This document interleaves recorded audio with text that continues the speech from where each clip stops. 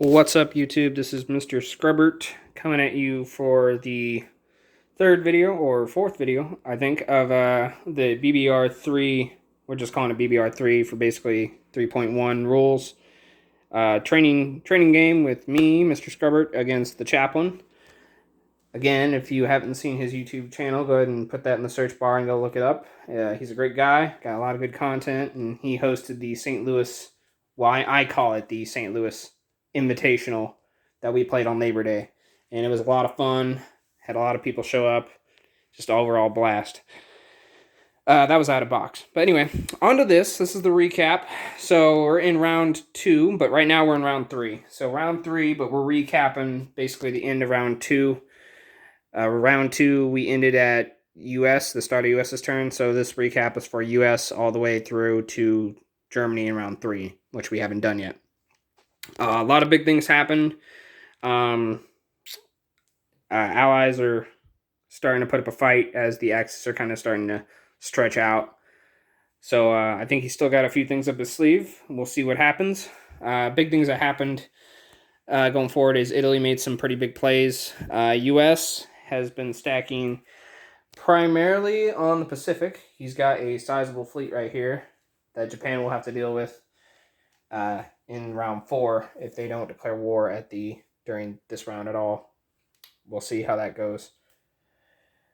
Also got all those planes in for Japan still in Quang Sea. Japan still slowly progressing over China. Hopefully they can keep the momentum going. UK came down and did some sub hunting. Crushed the 2 subs that were sent down to 91. They also sent a few planes down to support here. They put some destroyers up here to keep hunting subs, as well as getting some Canadian support from Quebec buying to transport some guys, and Canada taking Brazil. The big plays that happened was UK started moving into the Middle East as usual for them. But over here, Italy was able to successfully slam into and take Egypt from the United Kingdom and what's left there. So hopefully, with backup from Germany, from southern France, the Axis might have a good foothold in Africa, and we can keep pushing. The front in Germany is about to unfold. We'll see what Germany does as I push forward against Russia and see what he can do for counterattacking. I'm still a little worried about these guys over here. He's placed all the Russian infantry up here in Amur, which probably means he's going to land his bombers there. Good move. Good strategy. So I'm going to have to turn my attention around here in a second. So on the Pacific side, I still say he's got some good strategies. The Chaplain, if you watch this, you got some good strategies going. Pacific, I'm going to definitely have to start dealing with that.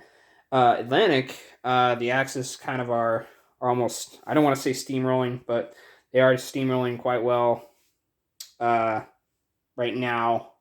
Like I said, though, I think they might be stretching out too thin, and we might start losing some momentum here pretty soon. But for now, the big play was Egypt. That was the big move of the game. Anzac, he's starting to move his fighters up to support Calcutta. And Japan is starting to feel pretty thin across the Chinese front. And China is just trying to hold on with everything it's got left. A lot of things coming around. He's moved his Anzacs up. So the Japanese fleet kind of surrounded by 3 fronts here. Not really threatening, but I mean, it does cause some problems and headaches. So we'll see what we can do with that. I think also this Death Bowl I have not cleared out since round 1. Don't be alarmed, but this is a lot of units. A lot of units. Alrighty. I can't quite think of much else. The northern part of Russia, they're looking good. I still have their Lend-Lease cut off. He'll probably send his destroyers now to start hunting down U-boats, which is going to be problematic for me and a little bit of annoyance. But as far as the Mediterranean, we're looking good. Over here, I'm going to start having to think hard about what I want to what I want to do, what I need to deal with. One of my planes fell off here. There we go. The white chip means it's a transport plane because he brought a guy from Central America, in case any of y'all are wondering. I just use chips. It's the cheapest way to go. I advise it. Historical board game, you can get like 50 of them for like $1 or 50 cents. It's been a while, but so purple chip here, and then I put a purple chip up there. There's my fleet. I'm still waiting on because I won the drawing. I'm waiting on my air and naval bases, the 3D ones, and I didn't loan them. I gave them all to the Chaplain, my acrylic air and naval bases. So right at this moment, I don't have any air and naval bases, sadly. So now I've resorted to, a blue chip is a naval base, which U.S. did put a naval and a minor in Alaska. And then green chips are air bases, which there's one for Central and BBR. Down here, I need to put a blue chip. Oh, there it is. I got one right here. Blue chip in Argentina, because in this version of the game, Argentina has an naval base on the off chance that Argentina and Chile have become pro-Axis.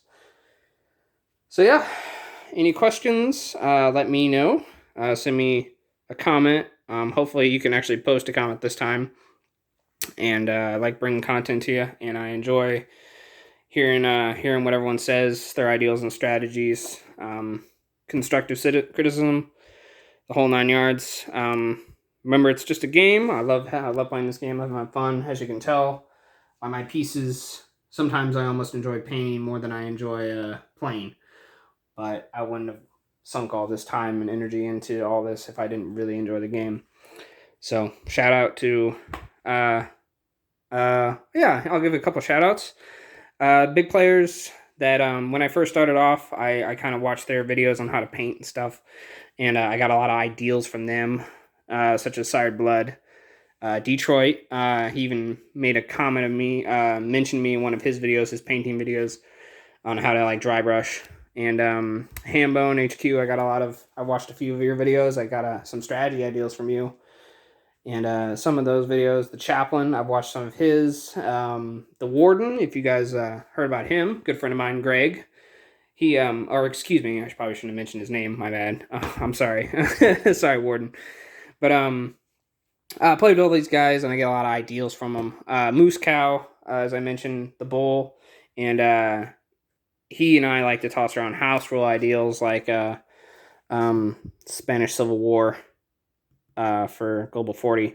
I usually only put house rules into the out-of-box because putting more house rules onto basically what is another house ruled edition game, such as BBR, gets a little hectic. So he implemented a Spanish Civil War that I really liked, and then a Vinci French. There's a lot of Vinci French ideals out there, I've noticed, but I liked his, and I kind of modded it a little bit to my taste. So thank you, Moose Cow, for those ideals. And then I'm coming up with, as you guys may or may not know, I posted up on the Axis and Eyes page, I'm going to try and put, again, for the out-of-box version only, not for BBR, an Atlantis faction, because I bought the expansion for Global 36, but I'm never going to own 36. So I'm thinking, they're going to have infantry, armored warships, and Leviathans as their units. So, but that's still in the works. If you guys have any ideas or can think of anything, just shoot me a comment and let me know. Love this game, and everyone have fun playing it. Peace out.